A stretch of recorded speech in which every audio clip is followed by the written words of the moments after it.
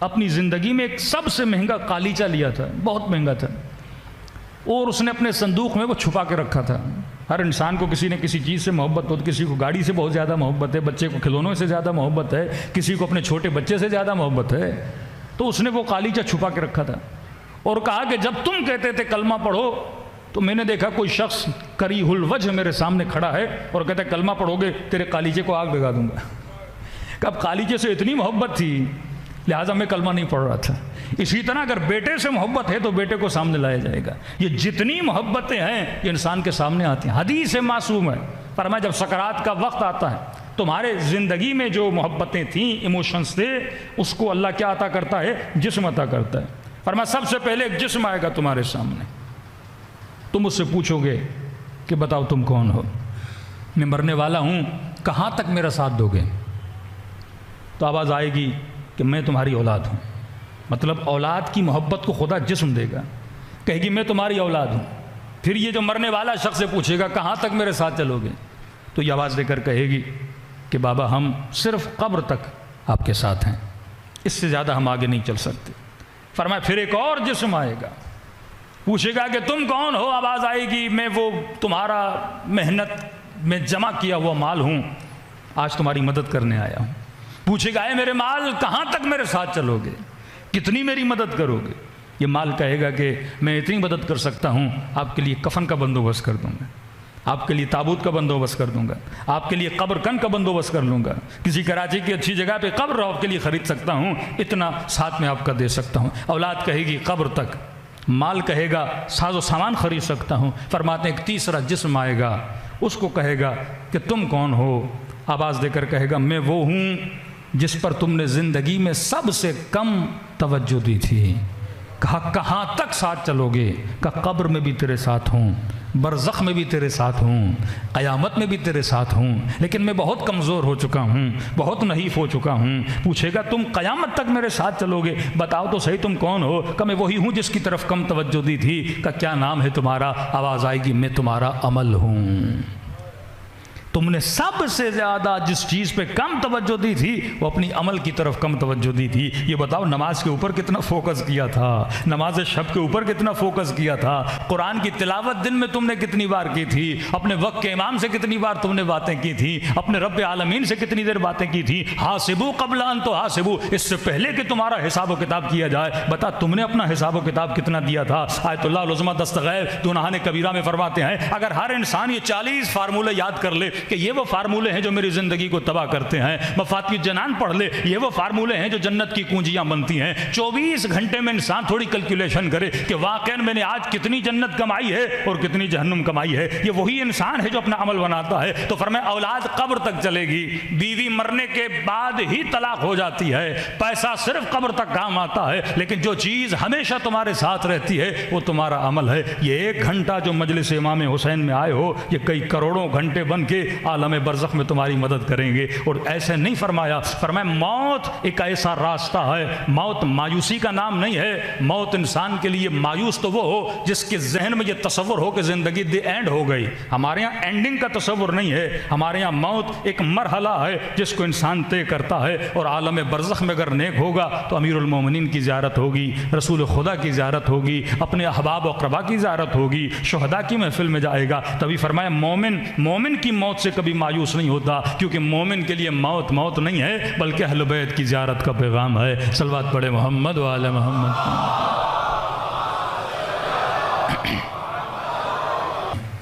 کسی نے سوال کیا کہ مولانا جس طرح یہاں پہ ہماری سوشل لائف ہے کیا آخرت میں بھی ایسی سوشل لائف ہے؟ جیسے میرے دادا، میرے نانا، میری نانی مرحوم جتنے ہو گئے، کیا وہاں پہ کوئی سوشل لائف ہے؟ جس طرح آج رشتہ دار ایک دوسرے سے ملتے ہیں جلتے ہیں، کیا وہاں بھی ایسا ہے؟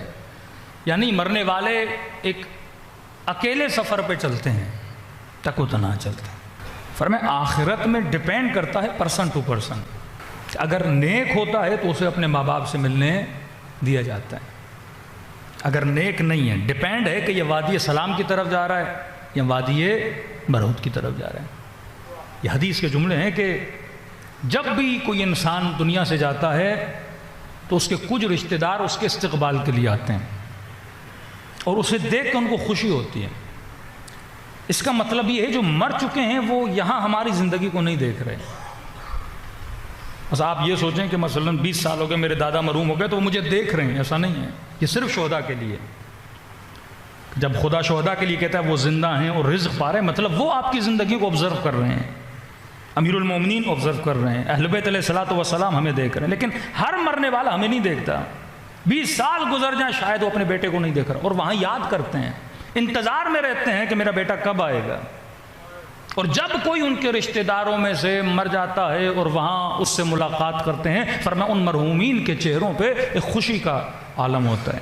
جس طرح آپ مرحومہ ماں کو یاد کرتے ہو، ماں بھی مرنے کے بعد وہ آپ کے پیٹ میں آپ کو یاد کر رہی ہے.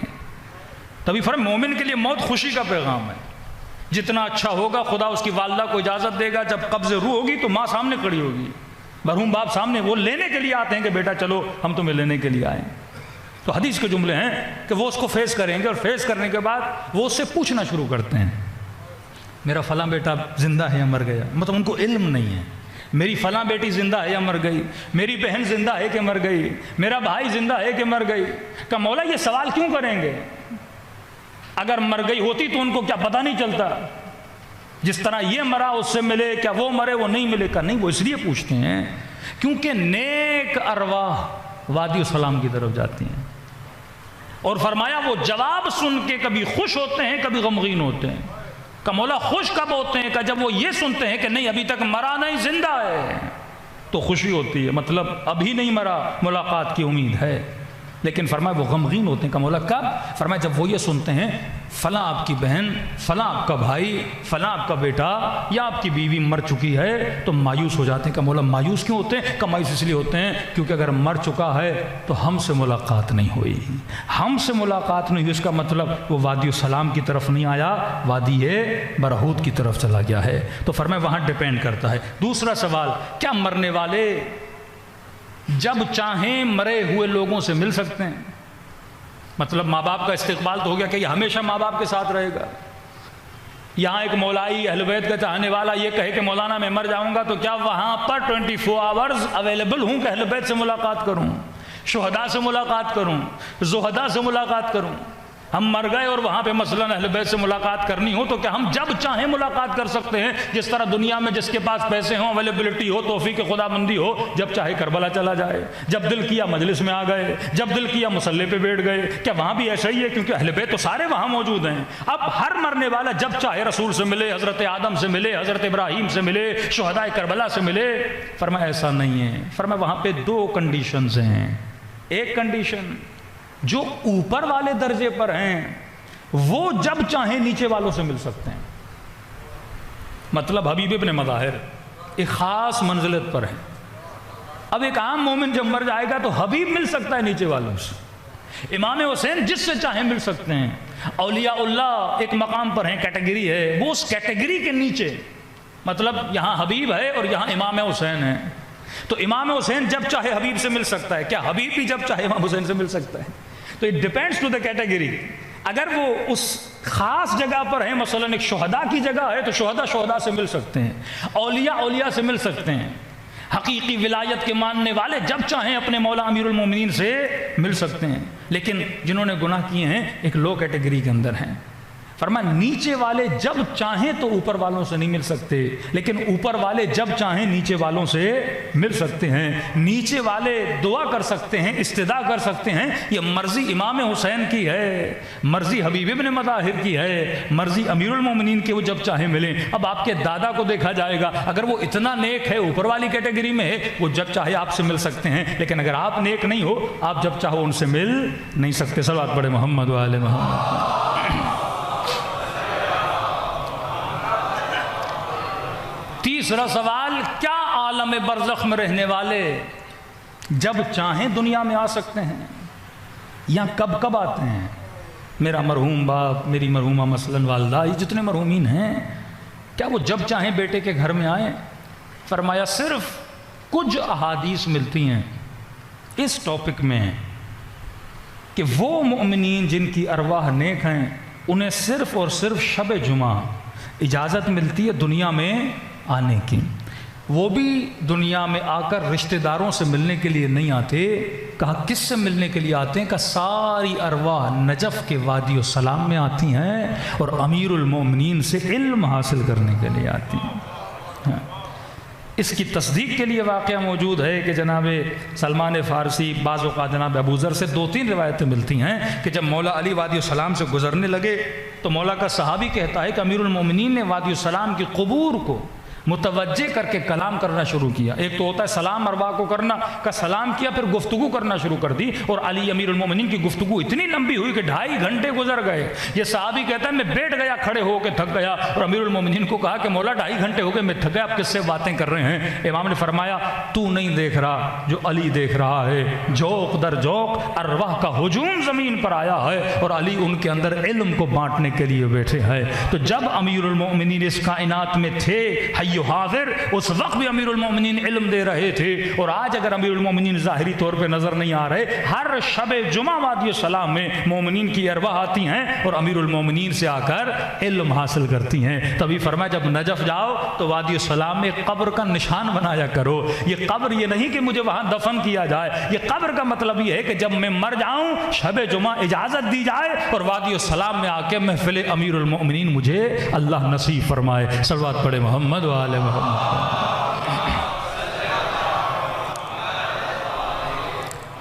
ایک شہید کی ماں، یہ بھی ایک واقعہ ہے، کہتی ہے وہ ہر روز رات کو، آپ نے زیارت قبور اگر پڑھی ہوں تو مکروہ ہے رات کو جانا،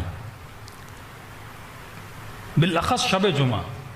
ہمارے یہاں لوگ جاتے شب جمعہ ہیں قبور کی زیارات پہ، لیکن علماء فرماتے کراہت ہے بالاخص شب جمعہ رات کو جانا. اس کا ریزن ہے جاؤ دوپہر کو جاؤ قبرستان فاتحہ کر کے آؤ، صبح کے وقت جاؤ فاتحہ کر کے آؤ، رات کو کہتے نہ جایا کرو. یہ شہید کی ماں، اس کو بیٹے سے اتنا لگاؤ تھا، یہ ڈیلی بیسس پہ رات کو جاتی تھی بیٹے کی قبر پہ، کئی گھنٹے قرآن پڑھا، زیارت پڑھی، باتیں کیں، گریہ کیا. یہ ماں کہتی ہے ایک دن خواب کے عالم میں مجھے اپنے بیٹے کی زیارت ہوئی. کہتے دیکھتی ہوں ایک باغ ہے بہت بڑا، جس میں صرف میرا بیٹا نہیں کئی لوگ ہیں جو بیٹھے ہوئے ہیں، نورانی چہرے ہیں، چاند جیسے چمکتے ہوئے چہرے. اور وہاں میں بیٹے سے ملنے گئی، بیٹے نے استقبال کیا، بڑے ادب سے ملا، بیٹھی اور بیٹے سے باتیں کرنے لگی. میں نے نوٹس کیا کہ جتنے لوگ اس خوبصورت باغ کے اندر ہیں وہ سب کسی جگہ پہ جانے کی تیاری کر رہے ہیں، گویا سامان سفر باندھ رہے ہیں. اور میرے بیٹے کا بھی سامان بندھا ہوا ہے. تو میں نے کہا کہ میرے لال یہ کہاں جا رہے ہیں؟ تو کہا کہ اماں یہ سب وادی السلام جا رہے ہیں، آج شب جمعہ ہے، لہٰذا ہر شب جمعہ مومنین کی ارواح وادی السلام جاتی ہیں اور امیر المومنین سے متاع علم اور علم معرفت کے دروازے امیر المومنین دیتے ہیں اور یہ حاصل کرتی ہیں. مطلب مرنے کے بعد علم کا سلسلہ بند نہیں ہے، عمل کا سلسلہ بند ہو جاتا ہے، لیکن مرنے کے بعد جو علم کی منازل ہیں، معرفت کی منازل ہیں، وہ انسان کی جاری رہتی ہیں، انسان بزی رہتا ہے. فرمایا سارے جا رہے ہیں. تو کہتی میرے لال تو کیوں نہیں جا رہا؟ جب سارے کے سارے امیر المومنین سے وادی السلام ملنے جا رہے ہیں اور ہر شب جمعہ جاتے ہیں. کہتے اماں ہر شب جمعہ تیاری کرتا ہوں جانے کی، لیکن آپ مجھ سے ملنے آتی ہیں. اور امیر المومنین کا حکم ہے کہ جب تک ماں ہے میرے پاس نہیں آنا. ماں کے ادب میں، ماں کے احترام میں کہتی میری آنکھیں کھل گئیں.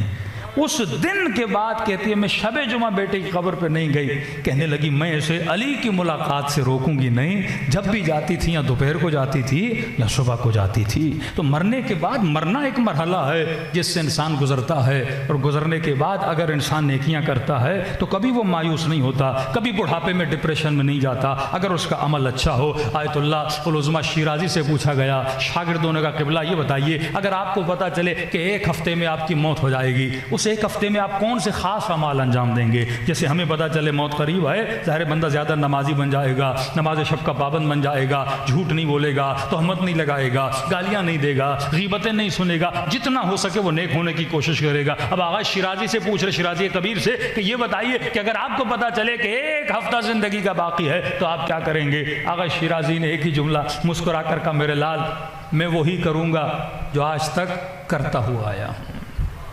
یہ مومن کی نشانی ہے. کہتے ہیں میں ایک ہفتے کا کیوں سوچوں؟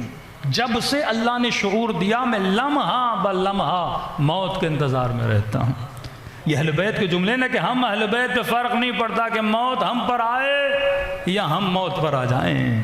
فرمایا ایک موت ایک انگلی بھی نہیں بلکہ ایک لمحے کی مسافت سے تجھ سے دور ہے، ضرورت یہ ہے کہ تو موت کے لیے تیار ہو جائے۔ ہمارے ایک دوست تھے بالکل جوان، 27 سال کا جوان ینگ بچہ، بیٹھے بیٹھے ماہ مبارک رمضان میں اٹیک آیا، دنیا سے چلا گیا۔ نہ ماں نے سوچا تھا نہ باپ نے سوچا تھا کہ ایسا جوان بیٹا چل جائے گا۔ ایک ایشو ہمارے مائنڈ میں یہ ہے کہ ہم عالم مادہ میں رہتے ہیں۔ مادے کی خاصیت یہ ہے کہ مادہ ایک ٹائم میں نیا ہوتا ہے اور ایک وقت میں پرانا ہو جاتا ہے۔ آپ آم گھر میں لے کر آ گئے، ہفتے میں آم سڑ جاتا ہے۔ سیب لے کر آ گئے، 4-5 دن میں کیڑے پڑ جاتے ہیں۔ دودھ لے کر آ گئے، 3-4 دن میں خراب ہو جاتا ہے۔ کیونکہ عالم مادہ میں رہتے ہیں تو ہماری ایک سائیکی بن گئی ہے۔ سائیکی یہ ہے کہ ابھی میں جوان ہوں، مطلب یہ مادہ نیا ہے، لہٰذا جب بوڑھا ہو جاؤں گا تو پھر مجھے موت آنی ہے۔ تو جوانی میں نے موت کو یاد نہیں کرنا، بڑھاپے میں نے جا کے موت کو یاد کرنا ہے۔ جوانی کیوں موت نہیں آئے گی؟ کیونکہ میں مادہ ہوں۔ حالانکہ اہل بیت فرماتے موت مادے سے نہیں بنی، موت عالم تجردات سے بنی ہے۔ تبھی خدا جوان کو موت دے کے پیغام دیتا ہے، کبھی یہ نہ سوچنا کہ موت صرف بوڑھوں کے لیے ہے۔ موت بچے کو بھی آ سکتی ہے، موت جوان کو بھی آ سکتی ہے، موت بوڑھے کو بھی آ سکتی ہے۔ اس کا مطلب یہ ہے کہ لمحہ بلمحہ انسان کو موت کے لیے تیار رہنا ہے۔ تو جو زندگی بیداری میں گزرتی ہے وہ ایمان والی زندگی ہے۔ جو زندگی غفلت میں چلی جاتی ہے، نہ ہم نے اتنا موت کو سیریس لینا ہے کہ گویا ہم دنیا کی زندگی کو بھول جائیں، بس یہ سوچنا ہے موت ایک مرحلہ ہے، جب اس نے آنا ہے یہ آ جائے گی۔ میں نے صرف اس موت کے لیے کیا رکھنا ہے؟ اپنے وجود کو تیار رکھنا ہے۔ یعنی اگر 10 منٹ کے بعد ملک الموت کہے کہ جناب تیار ہو جاؤ، ہم نے آخرت کے سفر کے لیے جانا ہے، مجھے یہ نہ کہنا